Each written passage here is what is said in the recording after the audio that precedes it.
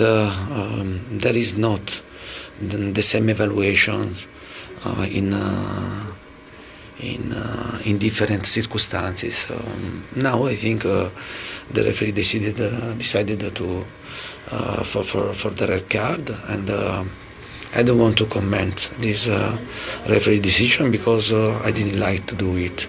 For sure, the red card changed totally the game because at the start 11 we had 3 strikers, and Perisic also is a winger, and then has changed totally the situation. I think right from the beginning we were ready for it. I think we showed a lot of bravery and commitment to play the way we wanted to play.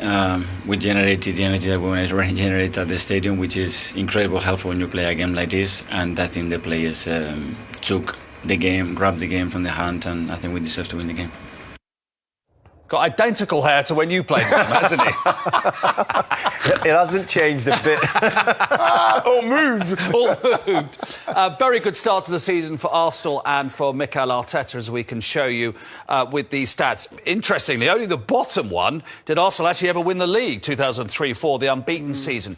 But just say to everybody what you were saying to us off air about Arteta's influences as a manager, because I think that's a really interesting point. Yeah, you're just asking about, how well he's doing, and I was saying I'm not surprised having worked closely with him and knowing the character he is, and then you put that together with the fact that he's had an education under David Moyes, he's had an education under Arsene Wenger, he's had an education under Pep Guardiola, 3 managers who have been top quality in their own way, who've had different styles, different approaches, and you learn tactically how you want to approach, what you learn off the field about how you approach the game, and you can take out of that what you want to make you the best version of yourself. So having seen that from him, I'm not surprised that he's having success right now because they are 3 wonderful people to learn from, and we've seen him in his failures and how or his difficult times and how he was handling himself, and I'm not surprised to see that his team's doing well. I haven't seen many unhappy players under him, as in moaners. Yeah, Aubameyang is one example. However,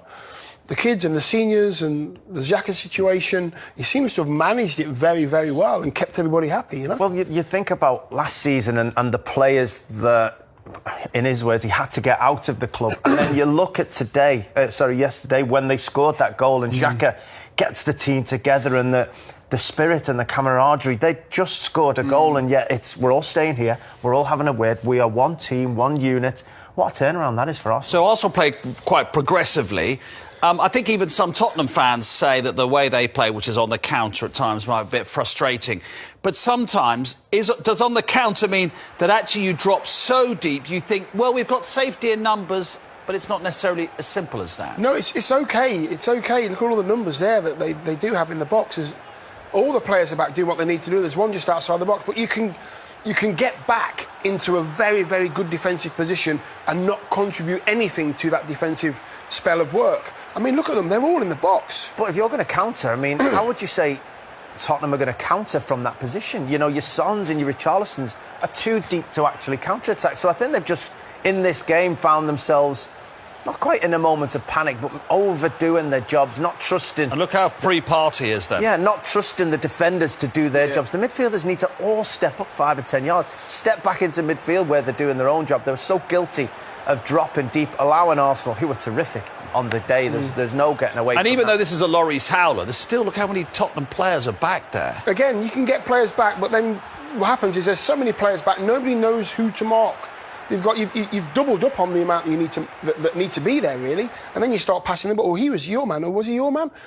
Do your job. Tottenham had a spell just before half-time just in after that the game where if they'd have scored one of the 2 of their opportunities, if they'd have been a bit more ruthless, which they have been at times in the season, the game could have been differently. But if you play as negatively as Tottenham did in that approach, and you're not ruthless and you don't take them opportunities, you're going to get criticised for the way you've approached it. Yeah, what I spotted with Arsenal, and I've not said this for a long time about Arsenal, all those little sort of loose balls, all those little balls that were in between a Spurs player and an Arsenal player, Arsenal won.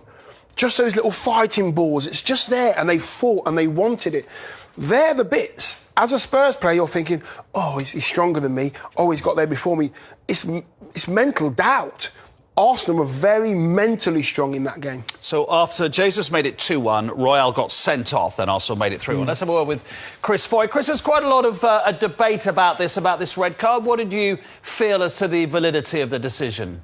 Yeah, it's the correct call, and I think that between the referee and his assistant Gary Bezic, they've certainly got this right. And I think the clues with this challenge are the ball itself, because the player doesn't make any attempt to play the ball. You'll see it here. Emerson Royal, the ball is nowhere near him, and he just rakes him down the back of the leg. I mean, it's a dangerous tackle. And when we talk about player safety, you see there the ball, he's not even challenging for the ball.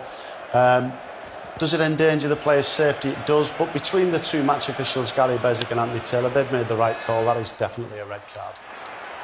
We think the linesman helped out here. Leon, what's your thought? Look, the linesman's right on the ball, literally. Yeah, and he's signalling to the referee there. I just thought it was harsh at the time. I thought, it's in the version, it's a strong yellow. I would have been okay if that would have been just a yellow and not a red card. But I can't argue strongly enough to say that it's not a red card. It's into that gap, but in my opinion, it probably should have just been a yellow card. Yeah, I'd go red.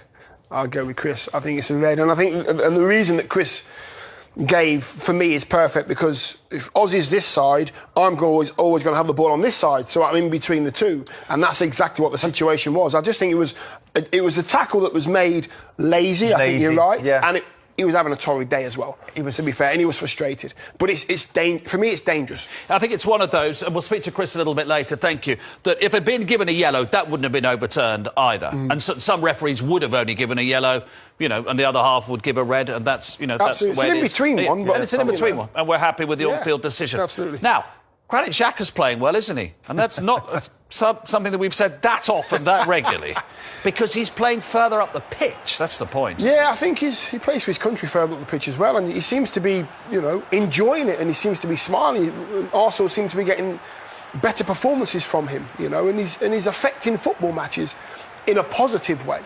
2-3 years ago, when he's having arguments with the fans and he's throwing his shirt on the floor, I'm thinking he's out the door. He's thinking he's out the door. He said he was out the door. He's got to have something else, isn't he? Well, he's becoming Arsenal's left-footed Kevin De Bruyne, isn't he? He's playing further up the pitch. He's playing in that position. He's getting on the ball. He's making things happen. He's making assists with those beautifully flighted left-foot passes. He's scoring goals. And, he seems such a strong character within that dressing room. Whether he's captain or not, they all seem to look for him for leadership and for guidance. And you look how much further up the pitch he's playing now than he has done previously in his Arsenal career. Having Partey behind him to do that defensive work's allowed him to free himself up a bit more. Interesting, with one of those two touches in his own penalty area, it led to Tottenham's penalty, because it was a bad pass back to Gabriel. I think he's basically saying, I never was a defensive midfielder. Why have you always played me there? Basically, keep him away from Arsenal's goal and allow him a bit more freedom up the pitch. Yeah. He's a good footballer. It's just on the odd occasion he loses his head and he lets himself down and the club down. Get him up the pitch, allow him to do what he's good at.